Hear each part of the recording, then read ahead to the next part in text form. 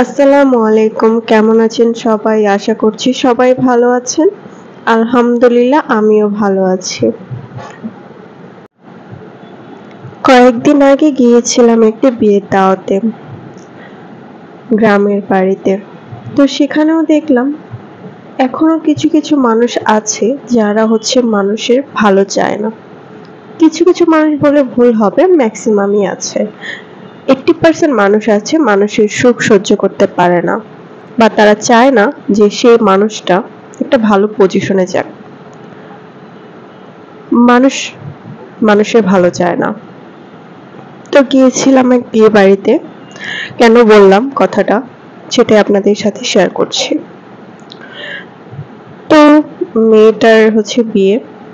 তো মেয়েটার নিজেদের ফ্যামিলি মোটামুটি সচ্ছল, তবে যার সাথে বিয়ে ঠিক হয়েছে তার অবস্থান মেয়েদের থেকে ভালো, সেল এস্টাবলিশড, ভালো ইনকাম, ফ্যামিলি ভালো, সবকিছু মিলিয়ে একটা ভালো পরিবেশ।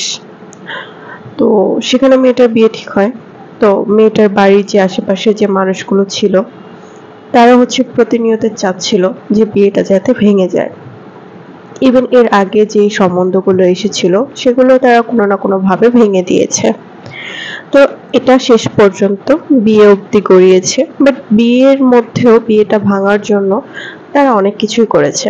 যাদেরকে দায়িত্ব দিয়েছে সবকিছু সামলানোর জন্য, তারা ম্যানেজমেন্টে অনেক ধরনের ভুল করেছে যাতে করে একটা সিনক্রেট হয়, বিয়েটা ভেঙে যায়। তো এই ধরনের অনেক ইস্যু হয়েছে।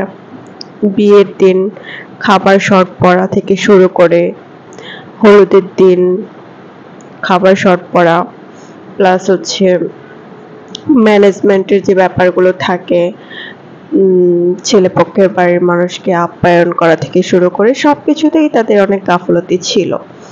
অথচ মেয়ে পক্ষ যে ম্যানেজমেন্টের দায়িত্ব ছিল সেই মানুষটাকে ভরসা করে নিজের লোক ভেবে তাকে দায়িত্ব দিয়েছিল, কিন্তু সেই মন থেকে চায়নি যে এই ফ্যামিলির মেয়েটা ভালো জায়গায় যাক বা ভালো থাকুক, সেটা সে চায়নি। বিধায় সে এ ধরনের প্রবলেম গুলো করেছে। তো লাস্ট পর্যন্ত সে চেয়েছে যাতে বিয়েটা না হয়। তো এরকম অনেক মানুষ আছে আমাদের আশেপাশে যারা এরকম করে। ম্যাক্সিমাম এরকম কাহিনীগুলো হয় গ্রামে। যখন একটা ছেলে বা একটা মেয়ের বিয়ে ঠিক হয় পারিবারিক ভাবে, মানুষ দেখতে যায়, তখন দেখা যায় ছেলের বাড়ির যারা মানুষ থাকে সেই পক্ষের যারা তাদের বিপক্ষে থাকে বা কাছের মানুষ যারা ভালো চায় না, তারা কিন্তু ছেলের বদনাম করে বিয়ে ভেঙে দেয়। সেম মেয়ের ক্ষেত্রেও হয় এরকম। তো এরকম ইস্যুগুলো অনেক হয়। আমি বুঝি না মানুষ এগুলো করে কি লাভ হয় মানুষের। একটা মানুষ ভালো আছে, ভালো থাকুক, এটা আমরা সবাই চাই। আমরা আমাদের নিজেদের জায়গা থেকে আমরা যতটুকু আছি, যেভাবে আছি, আলহামদুলিল্লাহ অনেক ভালো আছি। আমরা কেন এই চিন্তাটা করতে পারি না? আমরা কেন মানুষের পেছনে লেগে থাকি? আসলে এই জিনিসগুলো আমার একদমই পছন্দ না। তো যেটা আপনাদের সাথে শেয়ার করলাম যে এরকমটা হয়েছে।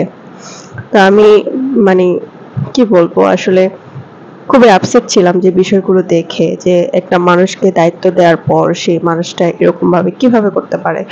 অনেক কিছু, আসলে সবকিছু তার ডিটেলসে বলা যায় না। তো আপনাদের সাথে শেয়ার করলাম বিষয়টা। জানি না আপনাদের কাছে কেমন। আমাদের চারপাশে এরকম অনেক ঘটনা ঘটে। তো আমি বলি যে মানুষগুলাকে যে আপনারা এরকম করবেন না। সবাই সবার জায়গা থেকে ভালো থাকবেন, সবার ভালো কামনা করবেন। ভালো থাকবেন সবাই। আসসালামু আলাইকুম।